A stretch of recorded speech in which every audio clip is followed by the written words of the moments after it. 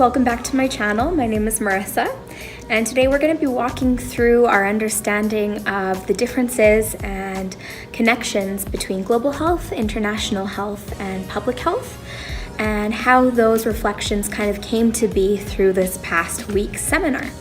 So the first thing I wanted to touch on is one of the aha moments I had near the beginning of the class, which was in reference to how we were identifying the definition of global health in relation to international health and public health. How I previously imagined it to be was quite linear in the terms of public health kind of coming first, then approaching international health, and then later coming to terms with this idea of global health. But what I see is this interconnectedness where public health and international health feed into the definition of global health, although all three stand kind of on their own as well.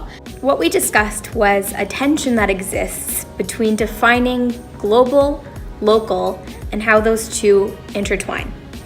It's extremely important to be cognizant of geopolitical considerations, which I find to be a little bit difficult sometimes when we're talking about global health, because it seems to remove itself from an understanding of these defined borders. Not only are those borders important for determining things like obligation, responsibility, funding, and the like, I think it's also really important to understand the relationships between these defined spaces.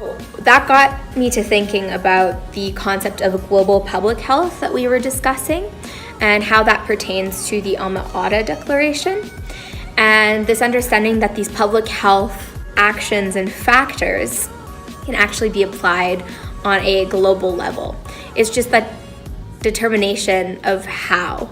My second aha moment pertains to that, in that we have this paradigm of global public health that sits within both public health and global health. So I think for me, the biggest aha moment is realizing that they're all interconnected in different ways, and that it's not as clear-cut as three different definitions. My third aha moment relates to these concepts that we were just talking about, but particularly the concept of international public health.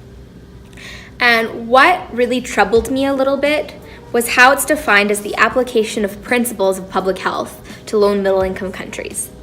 So that to me sounds like public health was almost exclusive to the developed world, and it wasn't until recently, over the past century or so, that it had found its way into process and policy of lower middle income countries.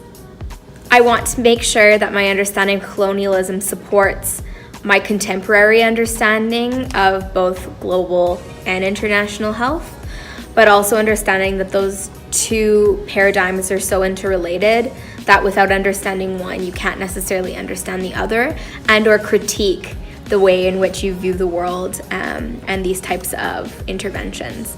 So one of those interventions we talked about was the approach to the Boxing Day tsunami in Sri Lanka.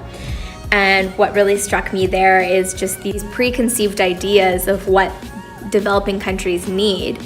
I just found this week to be quite instrumental in placing what I already know within definitions. And I don't necessarily want to say that I have three bins and that I was just putting information into them, but rather, and a lot of things were actually connecting for me. So I'm really excited to see where this goes next week when we start to discuss what are considered to be more local or public health issues with Indigenous populations. But I believe that these three aha moments kind of set the stage for a further deep dive. So thanks, and stay tuned for next week. Bye-bye.